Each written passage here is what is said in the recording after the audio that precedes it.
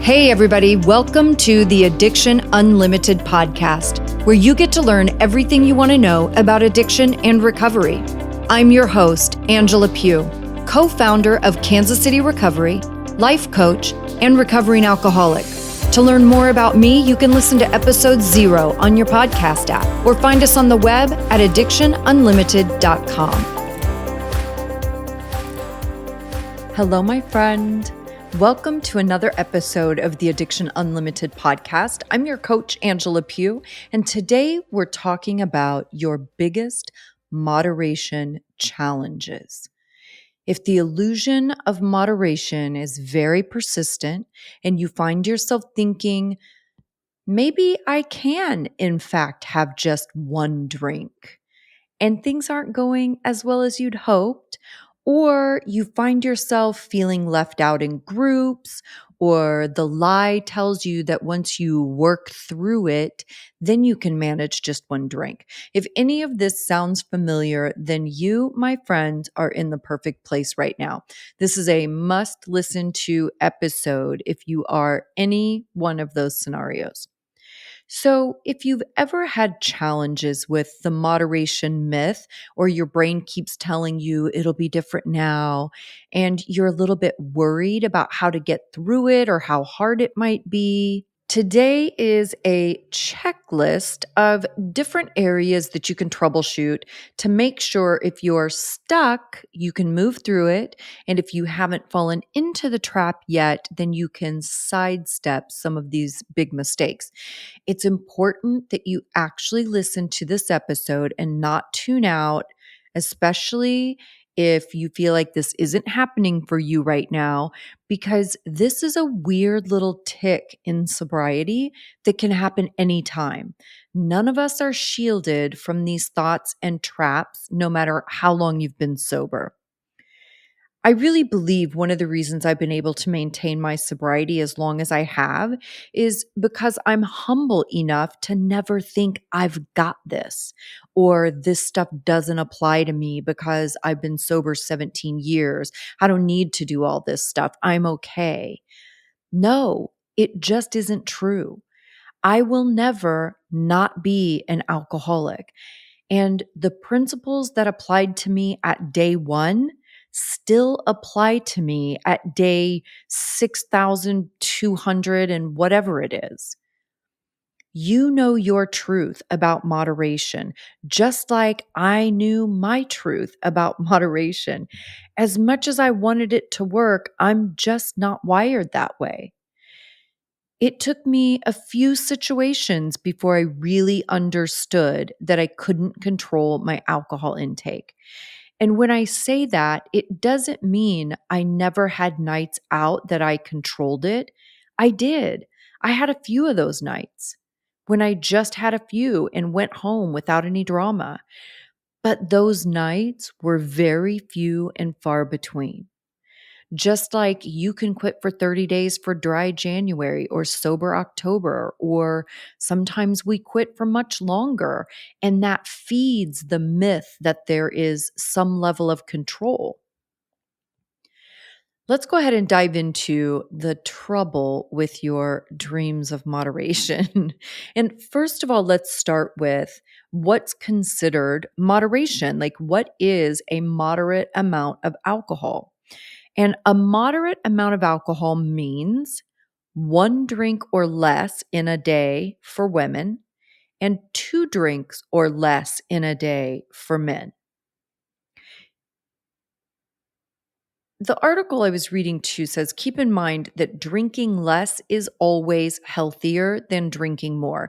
Even moderate drinking can have health risks.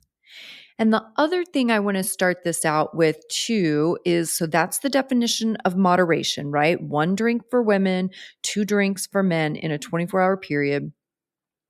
But what does 1 drink mean? Because I feel like there's a lot of confusion when you read these stats and things. What is a drink equal to, right? Different types, beer, wine, liquor, all have different amounts of alcohol. So in general, And I only know this because I was a bartender for 100 years. Like, this isn't normal information that normal people know, but it is a bottle of beer, like a 12-ounce bottle of beer, a 5-ounce glass of wine. 5 ounces is considered one drink, and a shot, an ounce and a half of a shot, right? So if you have a vodka and something, or a gin and tonic, or a rum and coke, it's 1.5 ounces. Now, I mean, a lot of bartenders, I guess, stick to that, but when, way back in the good old days, we didn't really have to stick to that. And so your pour would be much heavier than that. But that's what it is. 12 ounces of beer, 5 ounces of wine, an ounce and a half of liquor. So now let's talk about all the different ways we try to moderate. How many times have you said you'll only drink on the weekends? You'll never drink more than 4 drinks in a night. You'll only drink after 5 p.m. You'll just have a couple of glasses of wine with dinner. You'll only drink after the kids are asleep. You'll drink a glass of water between every drink. You'll only drink wine or beer, but no liquor. You'll only have 1 drink an hour. You'll only drink a couple of times a year on special occasions or on vacation. Does any of this sound familiar? I'll tell you my story about trying to moderate my drinking, which was exhausting, and it lasted exactly 1 hour. Okay. So I decided that I was going to have 1 drink an hour. That was going to be my goal. And I did this on a day that I think it was a football game, and not like, I don't like football at all. It's like the one sport I'm not into. But it was a football day. It was probably Super Bowl, and all my friends were into the game, right? And it was a game in the early afternoon. So I knew we would be drinking like all day and all night. So I knew I had to keep it together on some level. So I decided I was going to have 1 drink an hour. The whole hour, all I did was stare at my drink and stare at the clock. I didn't want to drink my drink because I didn't want to run out. And I knew if I started drinking my drink, I would want to drink it at my normal pace, which would mean it would be gone in 15 minutes, right? And then I would have 45 minutes sitting there with no drink. And I couldn't tolerate the thought of not having a drink. So I just stared at my drink and I stared at the clock for 1 hour. And it finally hit. I probably had like 5 minutes left, and I picked up my drink and I slammed it. And I was like, oh my God, thank God that is over. Thank God I survived that hour. And that was the end of my moderation attempts. Now, I did do other things, like sometimes I would make myself wait until really late to go out. So I only had like a couple of hours. Like, you can only drink so much in a couple of hours. I definitely tried that. One of my girlfriends would do the glass of water between every drink. I don't think that helps at all. It probably makes you pee more, but that's probably about it. So, the first thing I really want to talk about here, we've covered moderation, we've covered what a drink is considered, right? So, imagine a 5-ounce glass of wine. I promise you, I would be willing to bet my life when you are pouring your wine at home, it is much more than 5 ounces. So, we've covered that stuff. Here is the biggest challenge that people have with moderation, okay? Number one, you can't get honest that moderation isn't really what you want. Let that sink in for a minute. And I'm going to explain. What you really want is to do whatever you want without consequences. The whole truth is, you want to drink to numb your feelings, and you don't want hangovers, and you don't want to do stupid things you regret, and you want to have everything you want in life all at the same time. Newsflash, that's what we all want. But the real truth of the situation is that we have to grow up and learn how to manage our feelings and build coping skills so that we don't want to turn to a substance or an unhealthy behavior to numb or to get that hit of dopamine to feel some happy. Moderation or lack thereof isn't the real problem. The real problem is your inability to manage your feelings, discomforts, and stresses. When you get sober and stay sober, you come to understand that real recovery has very little to do with drinking or not drinking. You drink or smoke pot or take pills or eat to change how you feel, to relax, to get the dopamine hit, to numb, to sleep, to not be irritable with your family because you're tired. It's all about the feelings. Substance and problem behaviors become your primary coping mechanism because it's fast and easy. You don't have to think about it. You don't have to actually feel it. And you don't have to take responsibility for it and solve it. You can just drink or get high or whatever to not feel it anymore. And honestly, I have never met a drinking person who really wants to only have one or two drinks because it doesn't give us the feeling that we drink to get. There's some research out right now, too, that said this is the note I took from this article.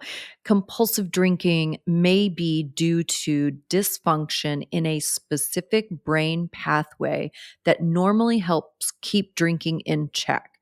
The results are reported in the journal Biological Psychiatry. And this is fascinating too. You guys know I'm obsessed with the brain. That's certainly no secret. I love the logic of it, but I love the proof of it. It's like that's the stuff that I know I can do, and it's going to work no matter what. So of course, those are the things I want to do. I want to do the stuff that I know is going to work. But the beautiful thing right now is there is a great chance that addiction will be curable probably in the next couple of decades. Like this might be something that doesn't even have to exist anymore with the leaps and bounds they're making in modern technology and science and the brain and all these discoveries. It's absolutely incredible. Now, I also want to point out that in all of these methods and things that we try to moderate our drinking, all of that obsession with alcohol and trying to control it and putting rules on it, there's not a non alcoholic person on the planet that thinks about alcohol that much. That is precisely the obsession we talk about that is a great indicator of an unhealthy relationship with alcohol. It's already winning.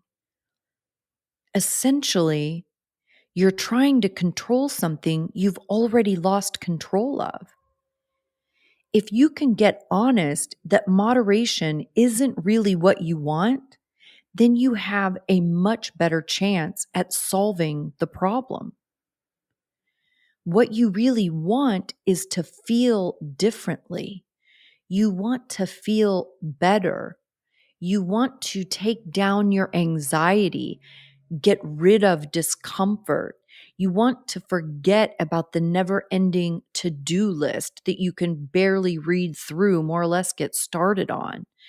You want to forget about the repairs your house needs, the homework you have to do for your college class, the work you brought home, bath time, dinner time, laundry, the food you wish you didn't eat, the exercise you wish you did, the money you need more of, and the list goes on. You don't drink because you love the drink. You drink because you want to feel different. And this is the problem. This is where you get trapped. because substance will give you whatever feeling you're looking for. It will take the edge off your anxiety. It will make you feel funnier and prettier and more capable. It will help you sleep. It will help you with intimacy with your partner. It will make people you don't like seem tolerable. And it will make you more patient with your family. And because it provides you the result you're looking for, it becomes easier and easier to lean on it for that quick fix. When you are with a group at a social gathering, in a bar or a neighborhood barbecue or at the pool in the summer, you think you want to drink to fit in. You're uncomfortable being the one not drinking. But what you really want is to squash the insecurity you're feeling because you aren't drinking. You want to extinguish that discomfort and the feeling of insecurity, and a drink will do that immediately. You see how it actually doesn't have a lot to do with the drink? It's what the drink or other substance does. So let's talk about another factor to consider here: levels of use, misuse, abuse. You may have heard the term gray area drinking over the last several years. I feel like it got really popular for a while and then it kind of died off. There's definitely some truth in the fact that people drink at different levels. And one of the things that divides people and keeps you from getting help is when you hear these nightmare stories about rock bottoms and tragedies, and it allows you to separate yourself from those people. It allows you to tell yourself that you're not that bad. Maybe you don't have to quit completely. Maybe you'll be able to control it after you take a break. Once you work through whatever problems you have, then you'll be able to drink. This is why I don't talk about the details of my drinking very often, because there's a good chance you didn't drink like me. And that gives your brain ammunition to separate yourself and convince you that you're different. The truth is, there are stages. So when someone tells me they're high functioning, they've never lost a job or had a DUI, they have money and success, I tell you, I could say the same thing. It took me 13 years of drinking to get a DUI. So for every day before that, I didn't have a DUI either. But not having a DUI didn't make my drinking normal. There was also a time I didn't drink at the level I did when I stopped. There was a time in the earliest stage that I would go out and I would only drink a few drinks over the course of a whole night. We'd go out to clubs and go dancing, and the point of going out was to dance and have fun. Drinks were just an accessory. Then, a few years later, I could say that I drank a little more than I should, but I didn't have any problems.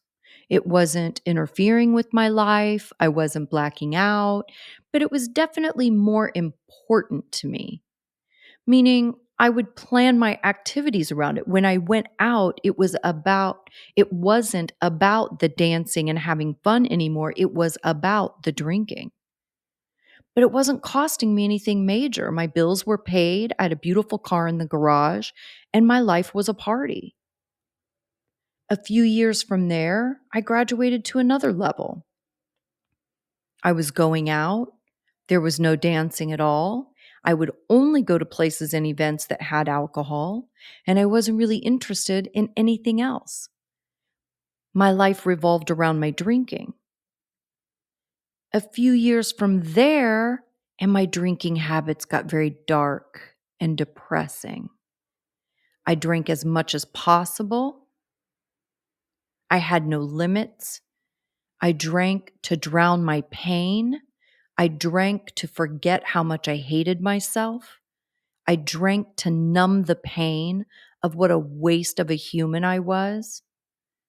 I drank in the hopes that I would die and the pain would end. I disrespected myself. I let others disrespect me. My hangovers were brutal. And I lived my entire life in two stages. I was either drunk or hungover. That's the progression of this thing. The way I drank on day one was very different from the way I drank on my last day. It slowly infiltrated every piece of my life. It pulled me away from the activities I once loved, going out dancing, playing pool, listening to music. It isolated me from my family, pulling me away to hide my shame of the disappointment I was. It made me keep my friends on a surface level because I had to be willing to walk away from them at any time if I embarrassed myself. It became my priority because it killed the pain. And the bigger the pain got, the more ashamed I felt. Every additional year I wasted doing nothing with my life caused more shame and embarrassment and disappointment that I needed to numb. You see, even on day one, when I only had a few drinks in a whole night, I never drank in moderation. And just because I didn't have legal problems and I didn't black out didn't make me less of an alcoholic. It just means I was in an earlier stage. If you keep drinking, you'll get to all the later stages because it continues getting worse. Addiction is very predictable. Its process is always the same. And if you want to continue to engage in the process, it will take you all the way to the end. But not all of us have blackouts. Not all of us drink in the morning. Not all of us lose jobs or relationships because of our drinking. You can read all these things on the internet when you Google, "Am I an alcoholic?" But those details aren't the same for all of us.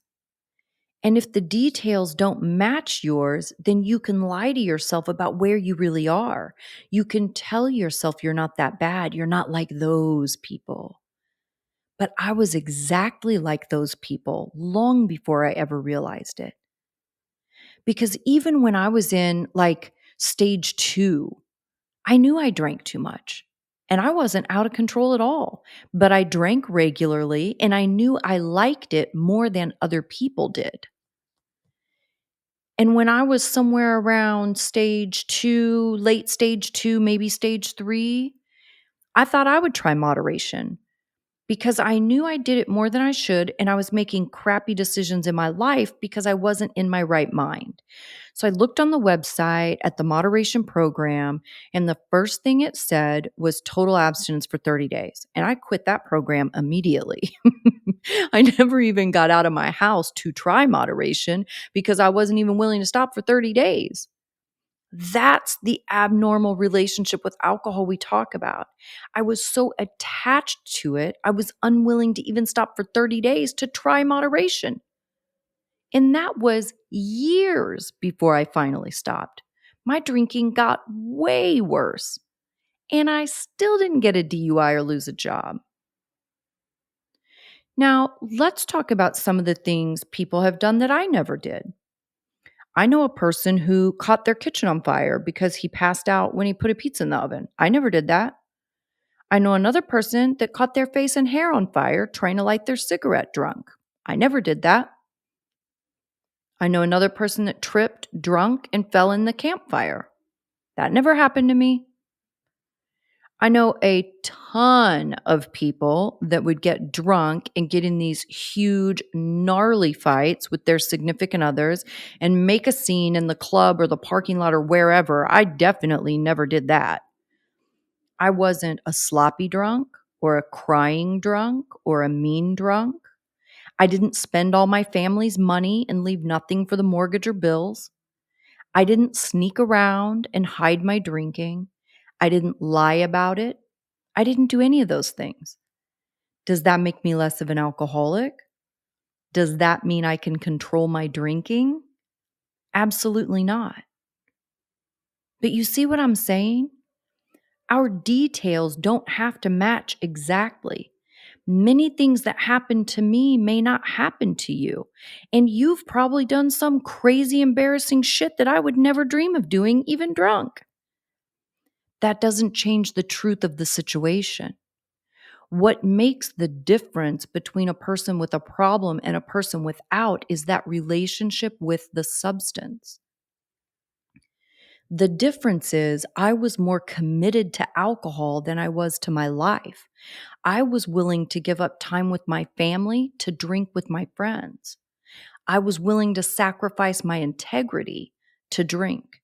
I was willing to give up friends if they interfered. I was willing to sacrifice romance because I didn't want it to interfere. I didn't want to be bothered.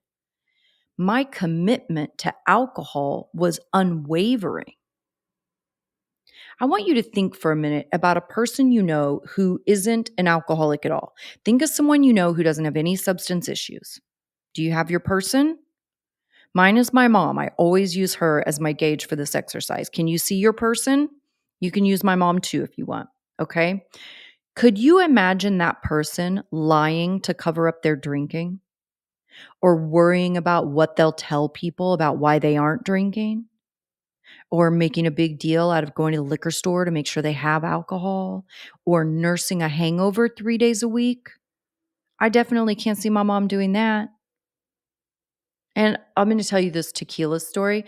Tequila was my greatest love, right? And I remember going to this place once in Los Angeles. I found this place and they had over 100 different kinds of tequila. And I was so freaking excited. I could barely stand it. I made a whole night of it, planned when I was going, calling all my friends and inviting them. And we made a whole night of driving all the way across LA, which is only about 10 miles from Hollywood to Santa Monica, but it's an hour drive. We made a whole night of driving across the world for the tequilas. I can't see my mom doing that. I don't think she had the same relationship with tequila that I had. Do you see what I'm saying here? Have you ever been that excited about your recovery, willing to drive an hour across town, invite all your friends, get dressed up, and make a night of it with your sobriety? Well, I actually did that too, because I was also that committed to my sobriety. But you see that exchange of energy? You're willing to put so much energy into your drinking, planning it, shopping for it, sharing it, getting others to do it with you. But you don't want to do so much to recover. It's that relationship with the substance that makes the difference. It's that relationship and that special bond with it that makes moderation a problem. Because people that can moderate don't have the same attachment to it. They never think about it. They never put rules on their drinking. They never think about if it's going to be at a party or if it's not. They just don't think about it. Think about also how much energy you put into trying to moderate it. That exchange of energy, how much time you spend thinking about it and thinking of different ways to moderate and focusing on it and making it your priority. Moderate, moderate, moderate. Don't get out of control. Don't drink too much. This time it's going to be different. I'm going to try harder than ever this time. That energy is the indicator of that abnormal relationship with alcohol. That's not normal.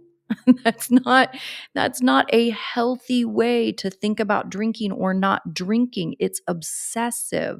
And that's part of this illness. It's that obsession.